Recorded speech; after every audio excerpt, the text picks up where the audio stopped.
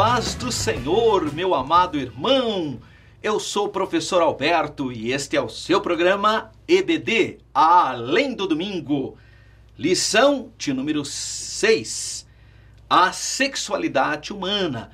Vamos fazer aquela reflexão nas 5 questões do nosso questionário. Primeira questão da lição 6. Qual a definição de sexo? Bom, o sexo pode ser definido. Vamos ver qual é a definição do dicionário House, e depois você pode fazer outras reflexões também. Do dicionário House, ele diz o seguinte: como a conformação física, orgânica, celular, particular, que permite distinguir o homem e a mulher, atribuindo-lhes um papel específico de reprodução. Então, primeira coisa que eu preciso deixar claro aqui. Quando eu falo a palavra sexo, eu não estou me referindo apenas a um ato, o ato sexual. Estou falando a que gênero, sexo masculino, sexo feminino. Essa é a definição que o dicionário vai trabalhar, tá? Então, porque às vezes a pessoa fala o sexo, a pessoa já pensa em ato sexual. Estou falando sexo, que nem está lá no seu passaporte, no seu identidade, sexo. Aí você escreve feminino ou masculino.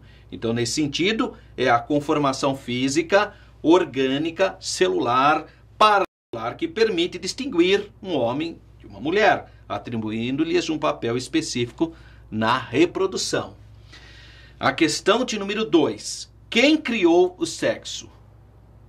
Masculino e feminino. Ora, foi Deus.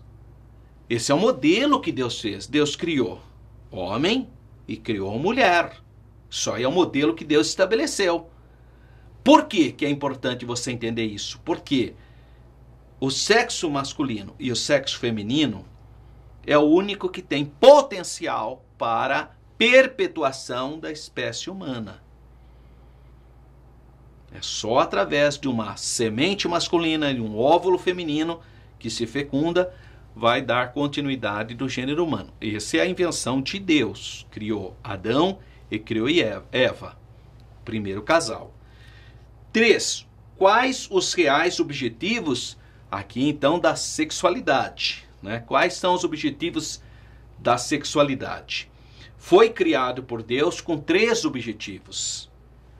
Procriação da espécie humana, o que eu disse, né? Sem essa diferença sexual de homem e mulher, não há possibilidade de perpetuação da espécie humana. Então, você vê que esses modelos do mundo hoje se fala tanto isso, né?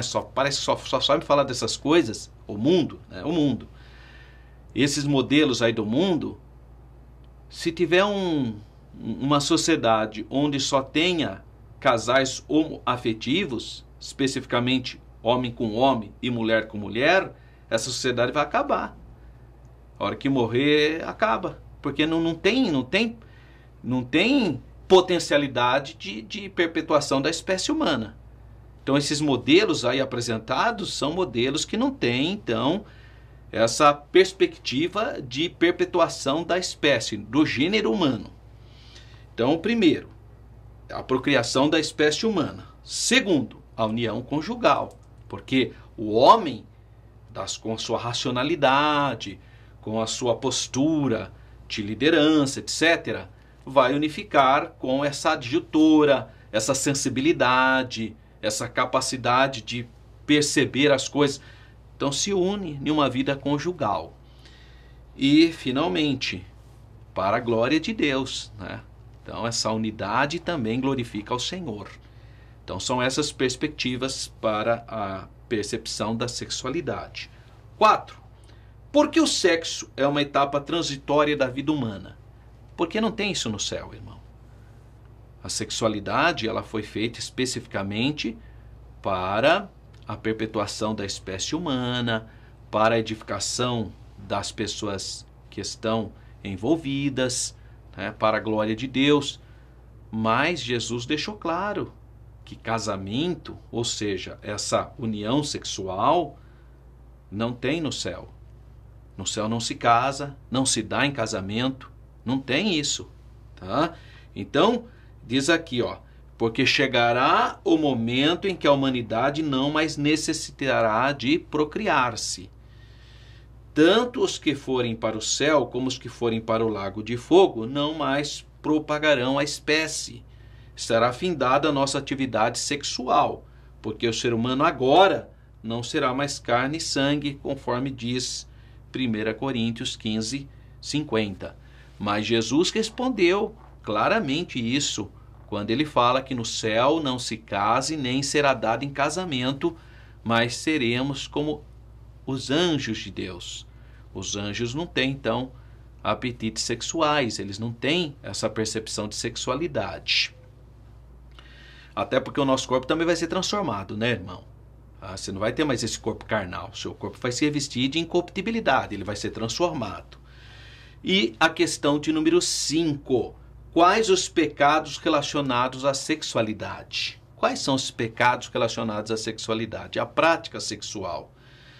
Fornicação. O que é fornicação? É o relacionamento sexual entre pessoas que não são casadas. Relacionamento entre pessoas que são solteiras. Isso chama fornicação. É o pecado da fornicação. Qual é o problema da relação sexual fora do casamento? O problema é que no ato conjugal, além dos corpos estarem unidos, naquele momento também se une a uma transcendência, a união de alma e de espiritualidade. Então você vê o caso de Sansão, a alma de Sansão ficou apegada a Dalila. Então a alma já não era mais uma questão apenas de carne. Então o problema da fornicação ou do adultério é diferente de fornicação. Fornicação quando a pessoa é solteira, adultério quando a pessoa é casada. Ambos os casos, o risco que o indivíduo que comete esse pecado tem é enorme, porque a alma dele pode ficar colada a outro indivíduo. Por isso que você vê essas tragédias.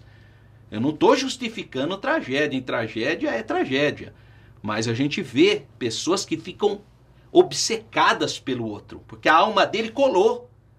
E aí não tem, ele entra em pânico, em pavor, ao ponto às vezes de tirar a própria vida usado pelo diabo, irmão. É coisa terrível. O que nós temos assistido de feminicídios, violências, tem a ver com a desobediência das pessoas. Tanto a fornicação como o adultério pode,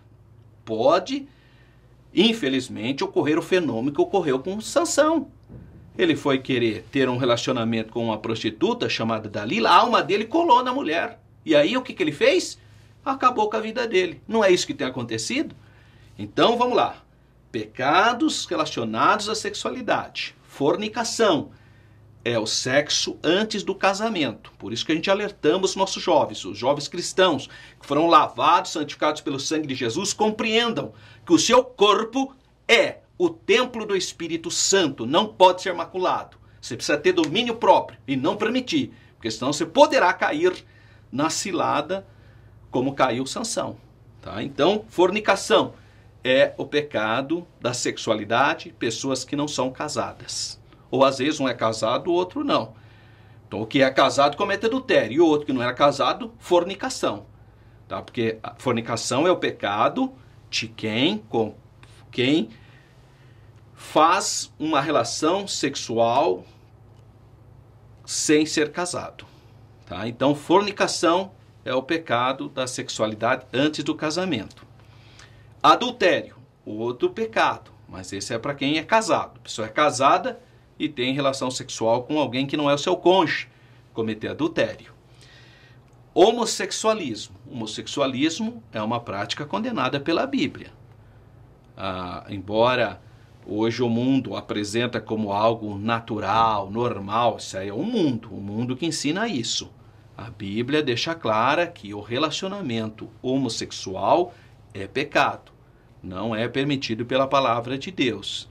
Paulo deixa isso claro ao introduzir a epístola aos Romanos. Ele fala que muitos homens deixaram o seu relacionamento natural com uma mulher e se inflamou as suas paixões carnais da homossexualidade, homem com homem e mulher com mulher. Então a Bíblia condena a prática da homossexualidade.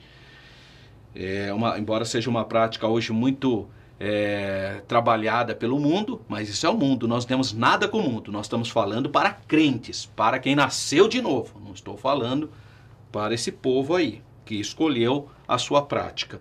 E as ideologias nocivas, todo tipo de prática sexual que não glorifica a Deus. Então preste atenção no que eu vou te dizer. Quando a Bíblia usa a palavra para sexualidade ilícita, ele usa a palavra grega porneia.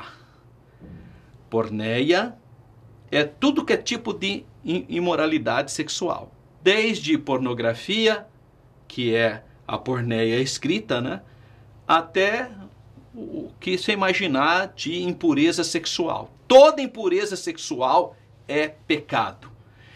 Mas o sangue de Jesus nos purifica de todo pecado. Que Deus continue abençoando a sua vida.